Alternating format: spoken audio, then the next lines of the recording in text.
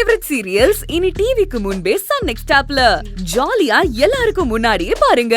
இப்பவே Sun next ஆப்பை download பண்ணி சப்ஸ்கிரைப் பண்ணுங்க. உங்க பொண்ணு சொன்னான்னு உங்க மருமகன் அப்படியே வந்து எங்க கூட தங்கிட்டான் பாருங்க. மொத்தமா தலை முழுகிட்டு போயிட்டான். நீங்க ஆசைப்பட்டது நடந்துருச்சு, போதுமா? அப்போ அன்பு தம்பி வீட்ல இல்லீங்களா?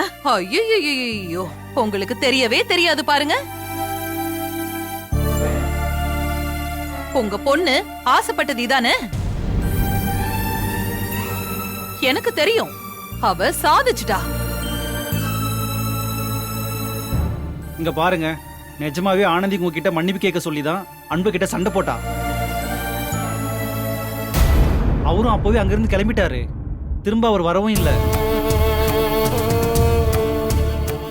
எங்க போனாருன்னு சொல்லிட்டு போனாரா?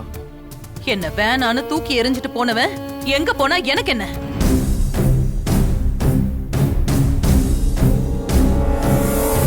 இங்க பாருங்க, இந்த சமாதானம் பேசுறேன். உங்க பொண்ணை எங்க குடும்பத்துல வாழ வைக்கணுங்கிற பேச்சுக்கெல்லாம் இடமே கிடையாது. கோயில்ல அவன்கிட்ட நான் என்ன சொன்னனோ அதையே தான் இங்கேயும் சொல்றேன். நான் அவனுக்கு வேணும்னு அவன் நினைச்சானா, உங்க பொண்ணு கழுத்துல கட்டி இருக்கிற அந்த தாலிய வாங்கிக்கிட்டு என்னைக்கு இந்த வீட்டுக்குள்ள வரானோ அன்னைக்குதான் அவன் எனக்கு புள்ள.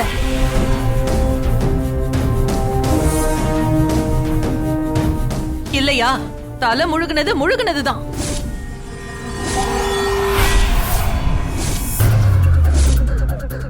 அவனுக்கோ அவன் தாலி கட்டின உங்க பொண்ணுக்கோ உங்களுக்கோ இந்த குடும்பத்துல உரிமை இருக்குன்னு வந்து நிக்கவோ என் மூஞ்சில முழிக்கவோ எந்த தகுதியும் கிடையாது. நீங்க போலாம். என்னம்மா அப்படி சொல்றீங்க?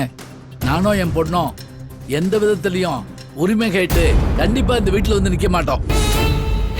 ஆனா பெரியவங்க நீங்க, அந்த பாவப்பட்ட பொண்ணு மேல கொஞ்சம் கருணை காட்டுங்கம்மா, உங்களை கெஞ்சி கேட்டுக்கிறேன். இங்க பாருங்க, வயசுக்கு மரியாதை கொடுத்துதான் உங்களை வீட்டுக்குள்ள நிக்க வச்சு பேசிட்டு இருக்கேன். என் பொறுமைய சோதிக்காதீங்க, போங்க இங்க இருந்து. அம்மா, அப்பா, இதுக்கு மேல அங்க இருக்க வேணாம். போலாம் போலாம்ப்பா, வாங்க.